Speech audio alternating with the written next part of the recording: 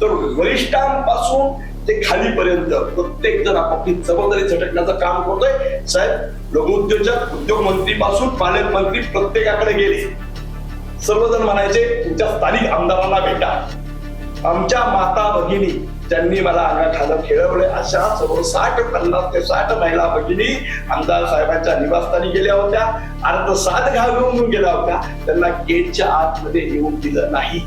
ज्यावेळी तिथं ते म्हटले मी भगिनी त्यांच्या त्या बहिणीपेक्षा मी जास्त जवळचे आहे, आमची माताच आहे, तर त्यांना म्हटले ते काही असू जायचं नाही.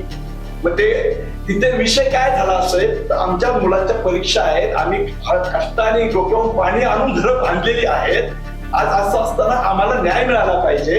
तुम्ही फक्त आमच्या सोबत चला. तर त्या घरी बाकी म्हटलं आम्ही तिकडे गुन्हेगारात येऊ शकत नाही.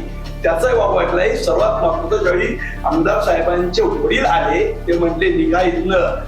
मला पहिल्यांनीच म्हटलं की आमची तळमळ आहे, आमच्या मुलाबाळांच्या भविष्याचा प्रश्न आहे.